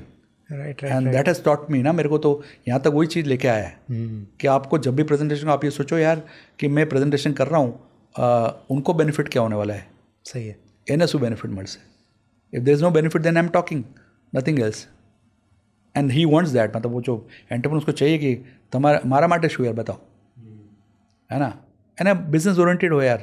A social life મેં, પર્સનલ લાઈફ મેં એ તમને સાંભળ્યા હોય કે તમને પૂછશે ઓર બીજું શું ચાલે છે, બીજું શું ચાલે છે મીન્સ માર્કેટમાં શું ચાલે છે, તમારું બિઝનેસમાં શું ચાલે છે, એના મિનિંગ આ હોય. ઘરમાં શું ચાલે છે એને કંઈ લેવા દેવા નહીં, પણ બીજું શું ચાલે છે કે ભાઈ તમારું ડાઉન ચાલે છે કે જ્યાં ઇન્વેરેબલી તેમના જોડે વાત કરશે. આવું વેરી ઇન્ટરેસ્ટિંગ કે બિઝનેસ એ ખરેખર ઇન્ટરેસ્ટિંગ છે. એવું નથી, કોઈ પણ જે જોબ કરતા હોય કે બીજું એક માઇન્ડસેટ તો હોય જ કે નોર્મલી વાતચીત શરૂ કરવા, એક અનનોન માણસ છે એની સાથે વાતચીત શરૂ કરવાની એક રીત જ એવી છે કે હમણાં માર્કેટ બહુ ઠંડુ છે, ત્યાંથી વાત પોઈન્ટ મૂકે, શરૂ કરે. અને બીજું શું ચાલે, બીજું શું ચાલે છે. હા, તમે લગ્નમાં મળો, એક ભાઈ બીજાથી મળશે ઓર બીજું શું ચાલે છે, તો એ બિઝનેસની વાત કરશે. And there is nothing bad, હે ના. તો that is very interesting aspect of a very successful or a normal business community called Gujarati business people. સાચી વાત છે. આપણે રિલાયન્સની વાત કરીએ મુકેશભાઈ અંબાણીની, બરાબર, તો ત્યાં ધીરુભાઈ અંબાણી, મુકેશભાઈ અંબાણીને અત્યારે એમની 3rd જનરેશન, બરાબર. ઘણા બધા ફેમિલી બિઝનેસ સાથે તમે કામ કર્યું છે, ઘણા બધા ફેમિલી બિઝનેસ જોયા છે, પણ એ પરિવારમાં કે બીજા કોઈ એવા સક્સેસફુલ જે રન કરી રહ્યા છે, એમાં એવું શું અલગ છે કે 3rd જનરેશન હોવા છતાં બી બિઝનેસ એ રીતે જ ગ્રો થઈ રહ્યો છે? જ્યારે આપણે ઘણા બધા આપણી સામે આપણે એવા કેસ બી જોયા છે કે નેક્સ્ટ પેઢી છે એ હેન્ડલ નથી કરી શકતી, એ જે પ્રોબ્લેમ્સ આવે છે ટેકલ નથી કરી શકતી, તો એવું ત્યાં અલગ શું છે? સી દેર હું રિલાયન્સનું એક્ઝામ્પલ તો ના લઉં, પણ હું જ્યારે જે કંપની જોડે જોડાયો છું એમાં 3rd જનરેશન કામ કરવા ચાલુ કરી ગયા એમના એક્ઝામ્પલથી અને આ સક્સેસનું રીઝન આવું છે. આ ચેલેન્જીસ પણ છે અને સક્સેસ પણ રીઝન છે. સક્સેસ છે કે આ તમારે જે અર્લી જનરેશન છે, 1st અને 2nd, એના પાસ બહુ વિઝડમ છે, એક્સપિરિયન્સ છે, અને નવા જનરેશન આવે છે એના પાસ બહુ એનર્જી છે, કંઈ નવા કરવાની ધગશ છે. તો તમે વિઝડમ એના એનર્જીના તમે સંમેલન કરો યા કમ્બાઈન કરીને કરો તો તમે સક્સેસનો રીઝન્સ એના સક્સેસનો સ્પીડ વધી જવાની શક્યતા છે. અને બીજી વાત આ છે કે 2nd જનરેશન અને 1st જનરેશનને લિબર્ટી આપવું જોઈએ 3rd જનરેશનને, નેક્સ્ટ જનરેશનને. તમે લિબર્ટી આપશો, ફ્રીડમ આપશો તો એ રિસ્ક લેશે, અને જ્યારે રિસ્ક લેશે તો થઈ શકે કે 10માંથી 6 ભૂલ થઈ જાય, પણ નેક્સ્ટ ટાઈમ 6 ના થાય, 5 થઈ જાય, 4 થઈ જાય. પણ બહુ મોટી વાર હું જોયું છું કે 1st જનરેશન છે ને એ અલાઉ ના કરે એને રિસ્ક લેવા. એ એના ઉપર આ જોર બહુ નાખે છે કે મને તારાથી વધારે ખબર હોય. તો એવી રીતે શું જે નેક્સ્ટ જનરેશન છે ને એ કોઈ દિવસ રિસ્ક લે જ નહીં. તમે એને રિસ્ક લેવાનો ફ્રીડમ આપો, નવા કંઈ કરવાનો ફ્રીડમ આપો, કેમ કે એ પોતે બહુ ચેલેન્જીસથી ગુજર્યા છે. લાઈક એ તમારા ઉપર એમ્પ્લોય હોય જે તમારા દાદાના ટાઈમથી કામ કરતા હોય, ઠીક છે, એના સાથે લઈને કામ કરો. એ ચેલેન્જીસ છે કે એને સમજાવો, કેમ કે આ જે 1st generation 2nd generation employ હોય એને લાગે કે આ નવા છોકરા છે એને શું ખબર હોય, થિંકિંગ જ મેચ ના થાય. એને નવા જનરેશન આ પ્રોબ્લેમ હોય કે એને કાઢી ના શકું, એને લઈ જવું પડે સાથમાં. તો એને કેવી રીતે સમજાવું કે હવે ટેકનોલોજી ચેન્જ થઈ ગઈ છે, હવે વિચાર ચેન્જ થઈ ગયા, હવે કન્ઝ્યુમર ચેન્જ થઈ ગયા છે, તો એના સાથે કામ કરવાનું, રિસ્પેક્ટ રાખવાનું, આ બધું બહુ ચેલેન્જીસ છે, ઠીક છે. અને પ્લસ ઇન્ટરફિરન્સ ના થવું જોઈએ. આજે 1st જનરેશન 2nd જનરેશન છે એના ઇન્ટરફિરન્સ ઓછું થાય, એને લિબર્ટી આપો, એને વોચ કરો, એને વિઝડમ આપો, એને કહો કે મારા વિઝડમથી મને લાગે છે કે આ પ્રોબ્લેમ થઈ શકે અને તું એને સેફગાર્ડ કરી શકે, સિમેન્ટ કરી શકે તો આગળ વધશે. And again the communication between the 1st generation and the next generation, the early generation next generation is very very important. So next generation के भी खुद के चैलेंजेस है, they have their own challenges. Like એને છે ને એના પપ્પાનો અને દાદાનો ટાઈમનો એમ્પ્લોય હોય એના જોડે કામ કરવું પડે, એને સમજાવવું પડે, જે ન્યૂ ટ્રેન્ડ જોડે ના ચાલી ના શકતા હોય એવું હોય, કેમ કે એને ના કાઢી શકે, રિસ્પેક્ટ રાખવું પડે, એને સમજાવવું પડે કે લેટેસ્ટ શું ટેકનોલોજી છે, લેટેસ્ટ ટ્રેન્ડ ઓફ વર્કિંગ કેવી રીતે હોય. એના જૂના ટાઈમનો જે એમ્પ્લોય હોય એ એને વિચારે કે એ છોકરા નવા આવે છે એને શું ખબર હોય, તો મ્યુચ્યુઅલ રિસ્પેક્ટ ના આવે. તો એને આ ચેલેન્જ હોય કે કેવી રીતે રિસ્પેક્ટ ગેઇન કરવાનું, keeping the respect of this people and gaining that respect. And also આ ચેન્જીસ બતાવવું પડે કે આટલા ચેન્જીસ થયા છે અને આવવા પછી કયા સારા ચીજો થયા છે. આ પ્રેશર બી બહુ પ્રેશર, એ પ્રેશરમાં જ એને ગ્રો બી કરવાનું, હા ગ્રો બી કરવાનું છે. અને પછી એના ઉપર બીજા પ્રેશર આવું હોય કે મારા પપ્પા જેના 1000 કરોડના કંપની કરી ગયા છે તો મારે 2000 કરવું પડે. એના મેજોરિટી ઓફ ધ એમ્પ્લોય તો આ જ હોય. અનલેસ તમે નવા કંપની ચાલુ કરો, એમાં નવા લોકો લો, તો પછી પણ તો 1st જનરેશન કહે ને કે મારા ધંધો કોણ ચલાવશે, તું ચલા. તો આ ચલાવવા જાય તો એને વિઝડમ લો અને એના સ્ટ્રેન્થ લો, એના એનર્જી લો, નવા જનરેશનના એનર્જી લો, એના જૂના જનરેશનના વિઝડમ લો, એના બેને કમ્બાઈન કરીને તમે આગળ વધશો તો સારું રહેશે. અને એમાં પણ તમારે 1st generation and the next generation or the early generation and next generation, they should have respect to each other. Nobody should dominate each other. They should be communicating well. સાથે બેસીને કમ્યુનિકેટ કરો, problem discuss કરો, એના solution કાઢો તો આગળ વધશો. No doubt તમારે જે अर्ली જનરેશન હોય ને એના પર વિઝડમ બહુ હોય. હું જ્વેલરીનો એક્ઝામ્પલ આપતો હતો, એ રિલેશનશિપ જે લીગેસી છે એ ક્યાંથી આવ્યા? એ પ્લેટફોર્મ કોને આપ્યું તમને? પ્લેટફોર્મ આપ્યું. હવે તમે નવા જનરેશન સર્વ કરો, બટ જ્યારે તમે નવા જનરેશન નવા ઝેન્ઝીને ડીલ કરશો, પણ તમે આ જે બીજા તમારા જનરેશનના કસ્ટમર હતા એને ના ભૂલી શકો ને તમે. એને તો આ જ રિસ્પેક્ટ આપવું પડે. એ ગામડા વિસ્તારથી આવે, એ હવાઈ ચપ્પલ પહેરીને આવે પણ 50 લાખનો માલ લઈ જાય, અને નવા જનરેશન આવે એ 30,000 રૂપિયા ખરીદે, 10 દુકાન ફરીને આવે, પણ એને પણ સેટિસ્ફાઈ કરવું પડે તમારે. પણ આ તો બે કોમ્બિનેશન હોય ને, એની સમજ હોવું જોઈએ. આ wisdom and energy should be combined. Right. Okay sir, એક લાસ્ટ ક્વેશ્ચન લઈને આપણે કમ્પ્લીટ કરીએ કે એ ક્વેશ્ચન એવો છે કે અત્યારે જો કોઈને બિઝનેસ શરૂ કરવો હોય તો કઈ ટાઈપના બિઝનેસમાં, મતલબ કઈ ફિલ્ડમાં આગળ વધવું જોઈએ? કારણ કે આમ જોવા જઈએ ને તો પૈસા જે જગ્યાએ બહુ છે ને એ બધા બિઝનેસ બોરિંગ બિઝનેસ વધારે લાઈક મેન્યુફેક્ચરિંગ, બરાબર? એટલે એમાં પૈસા છે, નો ડાઉટ, રૂપિયા બહુ જ છે, પણ બોરિંગ બિઝનેસ કહેવાય. પણ અત્યારે લોકોને કહેવાય ટ્રેન્ડી બિઝનેસ કરવા છે, કહેતા જે ટ્રેન્ડમાં જે ચાલે છે એ પ્રમાણે બિઝનેસ કરવું છે. તો અત્યારે શું કરવું જોઈએ? આપનું શું? બિઝનેસ આ કેટેગરી વાઇઝ ના હોય. ઠીક છે, તમારે બિઝનેસ શેના માટે કરવું, તમારે વેચવું કોને? એ તમારે કોઈ કસ્ટમર ના હોય તો બિઝનેસને ના ઘૂસવું. પણ અત્યારે કેવું છે કે તમે જેમણે જેન્ઝીની વાત કરી, બરાબર, તો ઘણીવાર એવું છે કે આ અત્યારે એટલું બધું આજુબાજુ બધું ચાલી રહ્યું છે ને, બધું જોઈને આમ એવું વિચારે કે નહીં, આઈડિયા નથી પણ બિઝનેસ જ કરવો છે. હા, બિઝનેસ કરો, બરાબર, પણ બિઝનેસનો ડિમાન્ડ ના હોય તો તમે કેવી રીતે કરશો? એ પણ છે. એ બહુ ઇમ્પોર્ટન્ટ છે ને. તમે બિઝનેસ તો બધા કરવા માંગે છે, બહુ શોર્ટકટ કરવા માંગે છે, બધા માંગે છે. ઇવન આપણે મુકેશ અંબાણી પણ આવું વિચારે છે કે આપણે આરામથી પૈસા કમાઈ શકીએ. તમને શું લાગે છે મુકેશ અંબાણી મહેનત ના કરતા હોય? એ ચેલેન્જીસ ના લેતા હોય રોજના રોજ? બહુ જ લેતા. તો આ કોઈ બિઝનેસ આવું ના હોય. બિઝનેસ કસ્ટમર કેપ્ચર કરવું હોય પહેલાં. તમારા બિઝનેસમાં માર્કેટ હોય ને તો બધું સક્સેસફુલ હોય આરામથી. તમારે માર્કેટ જ ના હોય તો એના માટે હું ફરીથી કહું છું, માર્કેટમાં જાઓ.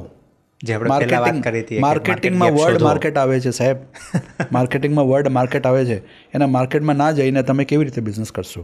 માર્કેટમાં જશો તમને ખબર પડશે કે આની ડિમાન્ડ છે, અને ડિમાન્ડ વેચાય તો તમે ઇન્ટરેસ્ટિંગ થઈ જાય બિઝનેસ. એન્ડ કંઈ મોટાથી મોટા કંપની લાવો તમે, એને ડિમાન્ડ જ ના હોય, ગ્લેમરસ હોય તો ના હોય. તો એ બહુ બહુ બહુ અગત્યની વાત છે કે બગેર ડિમાન્ડ તમે કંઈ બિઝનેસ કરી ના શકો. ઠીક છે ને? સૌથી પહેલાં ક્યાં ડિમાન્ડ છે શોધો, માર્કેટ ગેપ ફાઇન્ડ કરો, તમારી પોતાની પોઝિશન બનાવો, અને પછી તમે वो कहता है ना बेसिक मार्केटिंग में 4 P होते हैं, product, place, price and promotion. ठीक है ને? તમે ચારો ચીજોનો તમે કોમ્બિનેશન કર્યા, પણ તમે આવા પ્રોડક્ટ બન્યા જે મને જોઈએ છે, પણ તમે પ્રાઇસ બહુ ઊંચી રાખી છે, હું ના લઉં. હા, તમે પ્રાઇસ બહુ સારા રાખ્યા છે, પ્રોડક્ટ પણ મને ગમે છે, પણ મળે છે ક્યાં ખબર નહીં, પ્લેસ બહુ દૂર રાખ્યા છે, તો પણ લોચો છે. તમે પ્રોડક્ટ બહુ સારા રાખ્યા, પ્રાઇસ પણ સારા રાખ્યા, પ્લેસમેન્ટ પણ સારા રાખ્યા, પણ પ્રમોશન નથી. મને ખબર જ નહીં તમે લાખો છો પ્રોડક્ટ. તો આના ચારનો કોમ્બિનેશન બહુ સારું હોવું જોઈએ ને. પાયા છે. આ બેસિક છે. આ બહુ જૂના ટાઈમથી ચાલે છે, બુકમાં વચાવે છે, પણ તમે આ ઇમ્પ્લિમેન્ટ કરો, એપ્લાય કરો તો તમને ખબર પડશે કે કેવી રીતે. રાઈટ. અને તમે પ્રાઇસ વધારવું હોય તમારે તો પછી પેકેજિંગ વધારો, પ્રોડક્ટનો ક્વોલિટી વધારો, તો પૈસા મળે તમને. આ ક્લિયર સાયન્સ છે અને વેરી ઇન્ટરેસ્ટિંગ છે, અને you to practice it. Okay sir, બસ આ જતું ડિસ્કશન. પણ મારે ક્વેશ્ચન છે કે તમે આટલા વર્ષ એડવર્ટાઇઝિંગ ફિલ્ડમાં છો, બ્રાન્ડિંગ ફિલ્ડમાં છો, પણ તમે જે બુક્સ લખી છે, બરાબર, તો આખી ફિલ્ડ જ અલગ છે, કારણ કે બુક લખવી એ વસ્તુ જ અલગ છે, બરાબર. તો પછી તમે કેમ આ બુક લખવાનું વિચાર્યું?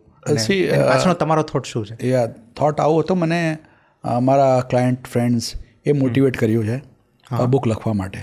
ઓકે. કેમ કે હું જેવી રીતે આ પોડકાસ્ટ તમે કર્યું છે, તો તમારી એક રીચ લિમિટેડ હોય, અને એવી રીતે હું લેક્ચર આપતો હતો, સેશન આપતો હતો, અને લોકો ઇન્સ્પાયર થતા હતા, વાત કરતા હતા મારા એક્સપિરિયન્સથી જે મને મળ્યું. મારાથી વધારે એક્સપિરિયન્સવાળા હોય પણ મેં એક્સપ્રેસ કરતો હતો, તો મને કીધું કે તમે એક્સપ્રેસ કરો છો તો આ લિમિટેડ ઓડિયન્સ હોય, તો તમે બુક લખશો તો વધારે લોકો પાસે જશે, વધારે લોકો વાંચશે, અને તમારા એક્સપિરિયન્સ.